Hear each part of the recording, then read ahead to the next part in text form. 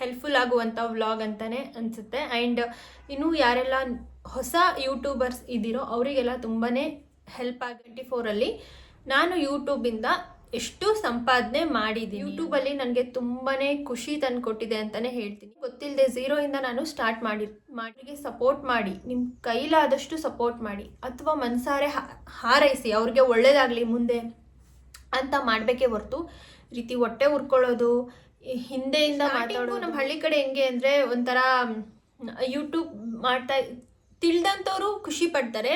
ಕೆಲವೊಬ್ರು ಅಯ್ಯೋ ಅದನ್ನೇನು ಮಾಡ್ತೀಯಾ, ಅಯ್ಯೋ ನೀನು ಇಷ್ಟೊಂದು ಓದ್ಕೊಂಡು ನಿನಗಿದೆಲ್ಲ ಬೇಕಾ ಅನ್ನೋದು ಆಗಿರಬಹುದು. ಹಿಂದೆಯಿಂದ ಮಾತಾಡ್ಕೊಂಡಿರೋರು ತುಂಬ ಅಂದರೆ ತುಂಬಾ ಜನ ಇದ್ದಾರೆ, ಅದು ನನಗೆ ಖಂಡಿತ ಗೊತ್ತಿದೆ. ಅವರಿಗೆಲ್ರಿಗೂ ಇವತ್ತು ನನ್ನ ಒಂದು ಚಾನಲ್ ಗ್ರೋತ್ ಆಗಿರೋದು ಅದೆಷ್ಟು ಹೊಟ್ಟೆ ಉರ್ಕೊಂಡಿದ್ದಾರೋ ನನಗೆ. ಆ್ಯಂಡ್ ಸ್ಮಾರ್ಟ್ ವರ್ಕ್ ಕಂಟೆಂಟ್ ನೀವು ಮಾತಾಡುವಂಥ ಮಿನಿಮಮ್ $100 ಬರಲೇ.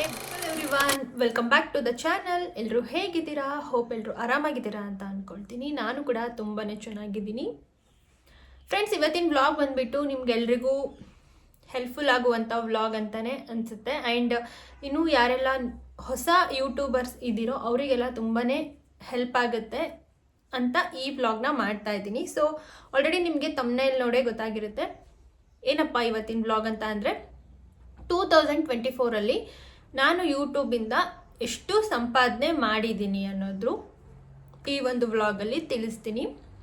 ಸೊ ಅದಕ್ಕಿಂತ ಮುಂಚೆ ನಾನು ಯೂಟ್ಯೂಬ್ನ ಸ್ಟಾರ್ಟ್ ಮಾಡಿದಾಗ್ಲಿಂದನೂ ಕೂಡ ಯೂಟ್ಯೂಬ್ ಸ್ಟಾರ್ಟ್ ಮಾಡಿ ಫಸ್ಟು ವಿಡಿಯೋ ಹಾಕಿದ್ದು ನಾನು ಆ್ಯಕ್ಚುಲಿ ಆಗಸ್ಟ್ 2023ಅಲ್ಲಿ. ಸೊ ಅಲ್ಲಿಂದ ನನ್ನ ಜರ್ನಿ ಇವತ್ತಿನವರೆಗೂ ತುಂಬಾ ಚೆನ್ನಾಗಿದೆ. ಯೂಟ್ಯೂಬಲ್ಲಿ ನನಗೆ ತುಂಬಾ ಖುಷಿ ತಂದು ಕೊಟ್ಟಿದೆ ಅಂತಲೇ ಹೇಳ್ತೀನಿ. ಯಾಕಪ್ಪ ಅಂತ ಹೇಳಿದರೆ, ನಾನು ಸ್ಟಾರ್ಟಿಂಗ್ ಏನೂ ಗೊತ್ತಿಲ್ಲದೆ ಝೀರೋಯಿಂದ ನಾನು ಸ್ಟಾರ್ಟ್ ಮಾಡಿದ್ದು. ತುಂಬ ದಿನದಿಂದ ಆಸೆ ಇತ್ತು, ಅಂದರೆ ಸುಮ್ಮನೆ ಕೂತ್ಕೊಳ್ಳೋದಕ್ಕಿಂತ ನನ್ನದೇ ಆದಂತಹ ಒಂದು ಐಡೆಂಟಿಟಿ ಇರಬೇಕು ಅನ್ನೋದು ನನಗೆ ತುಂಬಾ ಆಸೆ ಇತ್ತು. ಸೊ ಹಾಗಾಗಿ ಟೈಮ್ ವೇಸ್ಟ್ ಮಾಡೋದು ಬೇಡ ಅಂತೇಳಿ ನಾನು ಯೂಟ್ಯೂಬ್ನ ಸ್ಟಾರ್ಟ್ ಮಾಡಿದ್ದು.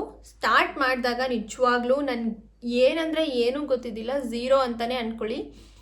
ಬಟ್ ನನಗೆ ಎಡಿಟಿಂಗ್ ಇದ್ರ ಬಗ್ಗೆ ಐಡಿಯಾ ಇತ್ತು, ಹೇಗೆ ಎಡಿಟ್ ಮಾಡಬೇಕು, ಅಪ್ಲೋಡ್ ಹೇಗೆ ಮಾಡಬೇಕು ಅನ್ನೋದ್ರ ಬಗ್ಗೆ ನನಗೆ ಕ್ಲಾರಿಟಿ ಇತ್ತು.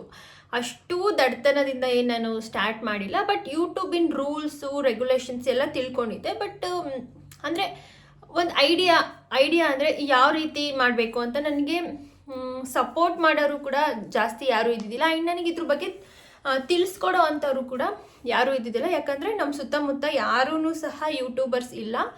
ನಮ್ಮದು ಒಂದು ಹಳ್ಳಿ ಆಗಿರೋದ್ರಿಂದ ನಮ್ಮೂರಲ್ಲಿ ನಾನು ಒಬ್ಬಳೇ ಅಂತ ಅಂದ್ಕೊಳ್ತೀನಿ ಯೂಟ್ಯೂಬರ್ ಇರೋದು. ಸೊ ಸುತ್ತಮುತ್ತ ಹಳ್ಳಿಗಳಲ್ಲೂ ಸಹ ಯಾರೂ ಇರಲಿಲ್ಲ. ಸೊ ಹಾಗಾಗಿ ಸ್ಟಾರ್ಟಿಂಗಿಂದನೂ ನಾನು ವ್ಲಾಗ್ಸ್ನ ಹಾಕ್ತಾ ಬಂದೆ. ಸೊ ನನಗೆ ಸಪೋರ್ಟ್ ಮಾಡಿದ್ದು ನೀವುಗಳೇ, ನಿಮ್ಮಿಂದಲೇ ನಾನು ಇವತ್ತು ಇಲ್ಲಿವರೆಗೂ ನಾನು ರೀಚ್ ಆಗಿರೋದು. ಸೊ ಫಸ್ಟು ಮಂತೆ ಅಂದರೆ 1 ಮಂತ್ ಒಳಗಡೆನೇ ನನಗೆ 500 ಸಬ್ಸ್ಕ್ರೈಬರ್ಸ್ ಕಂಪ್ಲೀಟ್ ಆಗೋದ್ರು. ಅದು ಅಂತೂ ನನಗೆ ತುಂಬ ಅಂದರೆ ತುಂಬ ಖುಷಿ ತಂದುಕೊಡ್ತು. ಆ್ಯಂಡ್ ನನಗೇನೋ ಮೋಟಿವೇಶನ್ ಸಿಗ್ದಂಗೂ ಸಹ ಆಯಿತು. ಆ್ಯಂಡ್ ನನಗೆ ತುಂಬಾ ಯೂಟ್ಯೂಬಲ್ಲಿ ಹೆಲ್ಪ್ ಮಾಡಿರೋದಂದರೆ ನಮ್ಮಮ್ಮ. ಇವಾಗಲೂ ಪ್ರತಿದಿನವೂ ಇವಾಗಲೂ ಕೂಡ ನನಗೆ ಹೆಲ್ಪ್ ಮಾಡ್ತಿರೋದೇ ನಮ್ಮ ಮಮ್ಮಿ ಅಂತಲೇ ಹೇಳ್ಬೋದು. ಸಬ್ಸ್ಕ್ರೈಬ್ ಮಾಡಿಸಿರೋದೇ ಆಗಿರಬಹುದು. ಆ್ಯಂಡ್ ಇವಾಗಲೂ ಸಹ ನಮ್ಮಮ್ಮ ಅವಾಗ 4000 ವಾಚ್ ಅವರ್ಸ್ ಕಂಪ್ಲೀಟ್ ಆಗಬೇಕು ಅನ್ನೋದೇನಿತ್ತು. ಹಾಗಾಗಿ ನಮ್ಮ ಮನೆಯಲ್ಲಿ ಆವಾಗೆಲ್ಲ ಕೆಲವೊಬ್ಬರು ಅಡುಗೆ ಕೆಲಸಕ್ಕೆ ಬಂದವರೆಲ್ಲ ಮೊಬೈಲ್ ಚಾರ್ಜಿಗೆ ಇಡೋಕ್ಕೆಲ್ಲ ಕೊಡ್ತಾ ಇದ್ರಲ್ಲ, ನನ್ನ ವೀಡಿಯೋಸ್ನ ಆನ್ ಮಾಡಿ ಬಿಟ್ಟಿರೋರು ನಮ್ಮ ಮಮ್ಮಿ. ಅಥವಾ ಯಾರಾದರೂ ಮಾತಾಡ್ಸೋದಕ್ಕೆ ಅಂತ ಬಂದಾಗಲೂ ಅವ್ರ ಮೊಬೈಲಲ್ಲೂ ವೀಡಿಯೋ ಹಿಂಗೆ ಸಬ್ಸ್ಕ್ರೈಬ್ ಮಾಡಿ ಅಂತಂದು ಆನ್ ಮಾಡಿ ಎಲ್ಲ ವೀಡಿಯೋಸ್ನೂ ಕೂಡ ಪಾಪ ಆನ್ ಮಾಡಿ ವಾಚ್ ಅವರ್ಸ್ ಕಂಪ್ಲೀಟ್ ಆಗಲಿ ಅಂತ ಇಡ್ತಾಯಿದ್ರು. ಅಷ್ಟು ನನಗೆ ಸಪೋರ್ಟ್ ಮಾಡಿದ್ದಾರೆ. ಇವಾಗಲೂ ಅಷ್ಟೇ, ಅವ್ರಿಗೆ ಗೊತ್ತಿಲ್ಲ ಇವಾಗೆಲ್ಲ ವಾಚ್ ಅವರ್ಸ್ ಎಲ್ಲ ಕೌಂಟ್ ಆಗೋದೇ ಇಲ್ಲ ಅಂತ. ಆದ್ರೂ ಸಹ ಅವರು ನಮ್ಮ ಮಮ್ಮಿ ಮೊಬೈಲಲ್ಲೂ ವಿಡಿಯೋ ನೋಡಿ ನಮ್ಮ ಡ್ಯಾಡಿಗೆ ಅಷ್ಟು ಗೊತ್ತಾಗೋದಿಲ್ಲ ಅಂತೇಳಿ ನಮ್ಮ ಡ್ಯಾಡಿ ಮೊಬೈಲಲ್ಲೂ ಸಹ ಅವರೇ ಆನ್ ಮಾಡಿ ಬಿಟ್ಟಿರ್ತಾರೆ. ಸೊ ಅಷ್ಟು ಸಪೋರ್ಟಿವ್ ಇವಾಗ್ಲೂ ಸಹ ನಂಗೆ ತುಂಬಾ ಸಪೋರ್ಟ್ ಮಾಡ್ತಾ ಇರೋದು ಅಂದರೆ ನಮ್ಮಮ್ಮ. ಮತ್ತು ನೆಕ್ಸ್ಟ್ ಬಂದುಬಿಟ್ಟು ನನ್ನ ಹಸ್ಬೆಂಡು ತುಂಬ ಅಂದರೆ ತುಂಬಾ ಸಪೋರ್ಟ್ ಮಾಡಿದ್ದಾರೆ. ಮಾಡು ಅಂತೇಳಿ ನನಗೆ ಸ್ಟಾರ್ಟಿಂಗು ವಿಡಿಯೋ ಮಾಡಿಕೊಡೋದೇ ಆಗಿರ್ಬೋದು. ಅಂದರೆ ವಿಡಿಯೋ ಮಾಡಿಕೊಡೋದು ಅಂದರೆ ನನ್ನ ಒಂದು ಯೂಟ್ಯೂಬಲ್ಲಿ ನೀವು ನನ್ನ ಹಸ್ಬೆಂಡ್ನ ತುಂಬಾ ಇಷ್ಟಪಡ್ತೀರಾ ನೋಡೋದಕ್ಕೆ, ನನ್ನ ಫ್ರೆಂಡ್ಸ್ ಆಗಿರ್ಬೋದು ಪ್ರತಿಯೊಬ್ಬರೂ ಸಹ. ಹಾಗಾಗಿ ಸ್ಟಾರ್ಟಿಂಗ್ ವೀಡಿಯೋಸಲ್ಲೆಲ್ಲ ಅವ್ರು ನನಗೆ ತುಂಬಾ ಹೆಲ್ಪ್ ಮಾಡಿದ್ದಾರೆ. ಅವರಿಗೆ ಅಡುಗೆ ಮಾಡೋದಕ್ಕೆ ಬರಲ್ಲ ಅಂದ್ರೂ ಕೂಡ ನನ್ನ ಹತ್ರ ಹೇಳಿಸ್ಕೊಂಡು ಒಂದು ವ್ಲಾಗ್ ಮಾಡಿದ್ವಿ. So cauliflower pakoda with husband ಅಂತ ಮಾಡಿದ್ದೆ, ಅದಕ್ಕೆ ತುಂಬಾ ವ್ಯೂಸ್ ಬಂತು. ಸೊ ಪಾಪ ಅವರು ಕಷ್ಟಪಟ್ಟು ನನಗೋಸ್ಕರ ಮಾಡಿರ್ತಕ್ಕಂಥದ್ದು. ಮತ್ತು ಅಡಿಕೆ ತೋಟದಲ್ಲಿ ಅದು ಏನೋ ಒಂದು ರೋಗ ಬರುತ್ತೆ, ಸೊ ಅಣಬೆ ರೋಗ ಅಂತ, ಮಶ್ರೂಮ್ಸಿನ್ ಡಿಸೀಸು, ಅದ್ರ ಬಗ್ಗೆಯೂ ಸಹ ಅವರು ಇನ್ಫಾರ್ಮೇಷನ್ನ ಬೇರೆ ರೈತರ ಹತ್ರ ಎಲ್ಲ ತಿಳ್ಕೊಂಡು ಅವರು ನನಗೆ ಆ ವಿಡಿಯೋ ಮಾಡಿಕೊಡೋದೇ ಆಗಿರಬಹುದು. ಸ್ಟಾರ್ಟಿಂಗ್ ತುಂಬ ಅಂದರೆ ತುಂಬಾ ನನಗೆ ಹೆಲ್ಪ್ ಮಾಡಿದ್ದಾರೆ. ಅವಾಗ ಅವರು ಫ್ರೀಯಾಗಿರ್ತಾ ಇದ್ರು, ಹಾಗಾಗಿ ತುಂಬ ಹೆಲ್ಪ್ ಮಾಡಿದ್ದಾರೆ. ಈಗ ಜಾಸ್ತಿ ನನ್ನ ವೀಡಿಯೋಸಲ್ಲಿ ಕಾಣಿಸ್ಕೊಳ್ತಾ ಇಲ್ಲ, ಜಾಸ್ತಿ ಅನ್ನೋದೇನು ಕಾಣಿಸ್ಕೊಂಡೇ ಇಲ್ಲ, ಬಿಕಾಸ್ ಅವ್ರು ತುಂಬಾ ಬ್ಯುಸಿ ಆಗಿದ್ದಾರೆ, ಹಾಗಾಗಿ ಅವರು ಕಾಣಿಸ್ಕೊಂಡಿಲ್ಲ. ಆ್ಯಂಡ್ ಇವರಿಬ್ಬರು ಮೇಯ್ನಾಗಿ ನನಗೆ ತುಂಬ ಅಂದರೆ ತುಂಬಾ ಸಪೋರ್ಟ್ ಮಾಡಿರೋದು ಅಂತ ಅಂದರೆ ಇವರೇ. ಇನ್ನು ಸ್ಟಾರ್ಟಿಂಗು ನಮ್ಮ ಹಳ್ಳಿ ಕಡೆ ಹೆಂಗೆ ಅಂದರೆ ಒಂಥರ ಯೂಟ್ಯೂಬ್ ಮಾಡ್ತಾ ತಿಳಿದಂಥವ್ರು ಖುಷಿ ಪಡ್ತಾರೆ. ಕೆಲವೊಬ್ಬರು ಅಯ್ಯೋ ಅದನ್ನೇನು ಮಾಡ್ತೀಯಾ, ಅಯ್ಯೋ ನೀನು ಇಷ್ಟೊಂದು ಓದ್ಕೊಂಡು ನಿನಗಿದೆಲ್ಲ ಬೇಕಾ ಅನ್ನೋದು ಆಗಿರಬಹುದು. ಏನೋ ಒಂಥರ ಟೀಸ್ ನನ್ನ ಮುಂದೆ ಯಾರೂ ಏನು ಟೀಸ್ ಮಾಡಿಲ್ಲ, ಹಿಂದೆ ಮಾತಾಡ್ಕೊಂಡಿರೋರು ತುಂಬ ಅಂದರೆ ತುಂಬಾ ಜನ ಇದ್ದಾರೆ. ಅದು ನನಗೆ ಖಂಡಿತ ಗೊತ್ತಿದೆ. ಅವರಿಗೆಲ್ರಿಗೂ ಇವತ್ತು ನನ್ನ ಒಂದು ಚಾನಲ್ ಗ್ರೋತ್ ಆಗಿರೋದು ಅದೆಷ್ಟು ಹೊಟ್ಟೆ ಉರ್ಕೊಂಡಿದ್ದಾರೋ ನನಗಂತೂ ಗೊತ್ತಿಲ್ಲ ನಿಜವಾಗ್ಲೂ. ಸೊ ಅಂಥವ್ರ ಬಗ್ಗೆ ನಾನು ತಲೆನೂ ಕೆಡ್ಸ್ಕೊತ ಹೋಗಲಿಲ್ಲ, ತಲೆ ಕೆಡ್ಸ್ಕೊಳ್ಳೋಕ್ಕೂ ಹೋಗಲಿಲ್ಲ.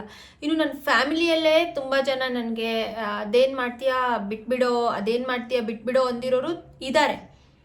ಸೊ ಅದೇನು ಮಾಡ್ತೀಯಾ ಬಿಟ್ಬಿಡೋ ಅಂದಿರೋರೇ ಇವತ್ತಿಗೆ ಅವರಿಗೆ ಯೂಟ್ಯೂಬ್ ಬೆಲೆ ಗೊತ್ತಾಗಿರೋದು ಕೂಡ ಇದೆ.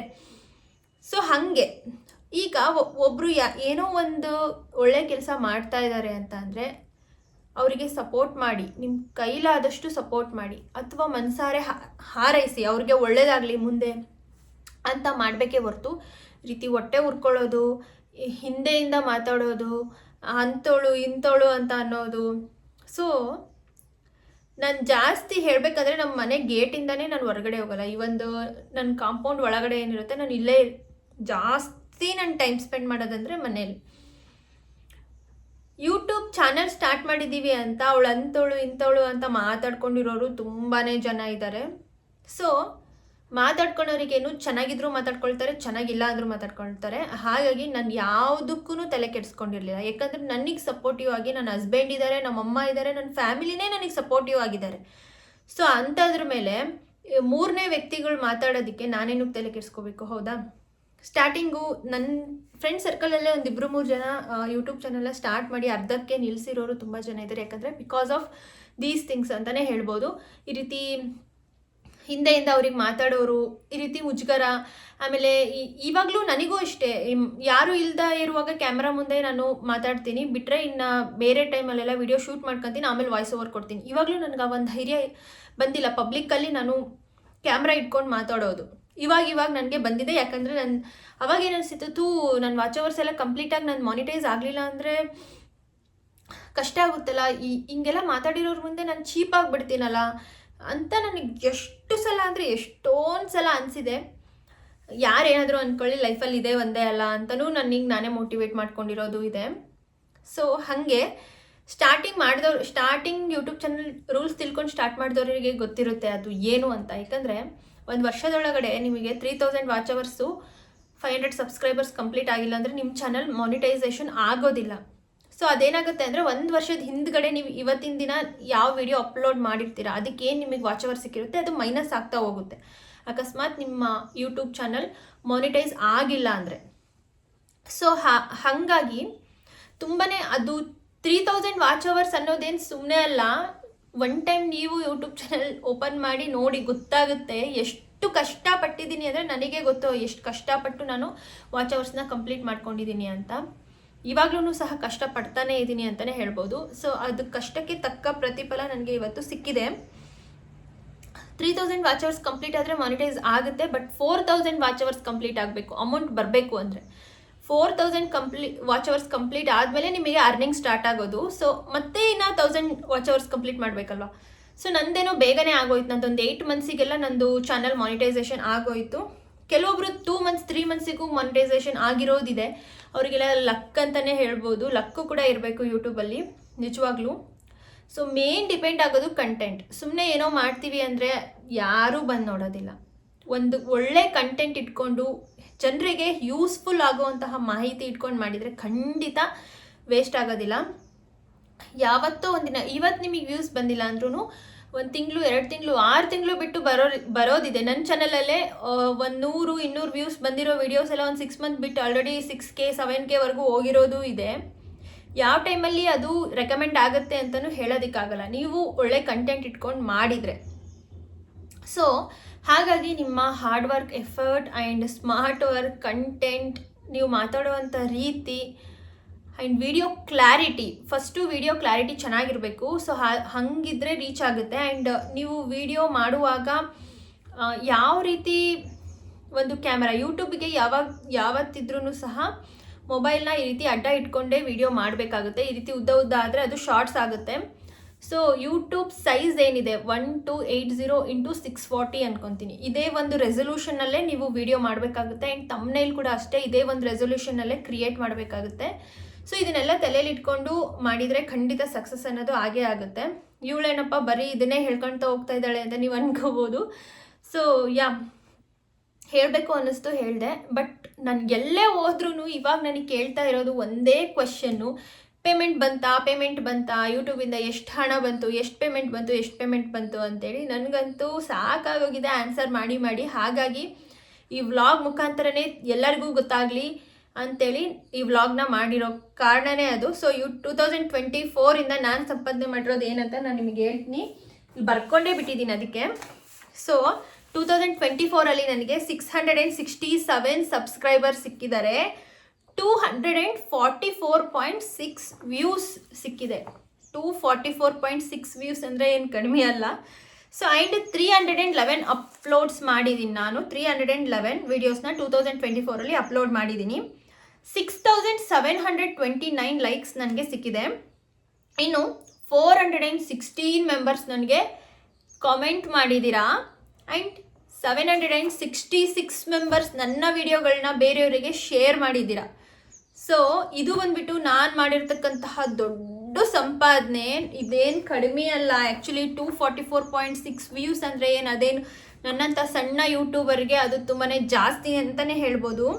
ಆ್ಯಂಡ್ ನೀವೆಲ್ಲ ಏನು ನನಗೆ 416 ಮೆಂಬರ್ಸ್ ಕಮೆಂಟ್ ಮಾಡಿದ್ದೀರಾ. ಆ್ಯಂಡ್ 766 ಮೆಂಬರ್ಸ್ ನನ್ನ ವೀಡಿಯೋಸ್ನ ಬೇರೆಯವ್ರಿಗೆ ಶೇರ್ ಮಾಡಿದ್ದೀರಾ. ಇವರೆಲ್ಲ ಯಾರಂತ ನನಗೆ ನಿಜವಾಗ್ಲೂ ಗೊತ್ತಿಲ್ಲ. ಆ್ಯಂಡ್ 667 ಸಬ್ಸ್ಕ್ರೈಬರ್ಸ್ ನೀವೆಲ್ಲ ಯಾರು ಅಂತಲೂ ನನಗೆ ಗೊತ್ತಿಲ್ಲ. ಬಟ್ ಯಾರ್ಯಾರಿದ್ದೀರಾ ಎಲ್ಲರಿಗೂ ನನ್ನ ತುಂಬ ಹೃದಯದ ಧನ್ಯವಾದಗಳನ್ನ ನಾನು ತಿಳಿಸ್ತಾ ಇದ್ದೀನಿ.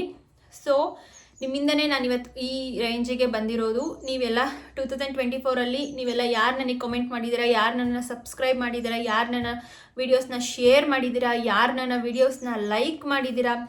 ಲೈಕ್ಸು ಅಷ್ಟೇ ಏನು ಕಡಿಮೆ ಇಲ್ಲ. 6729 ಲೈಕ್ಸ್.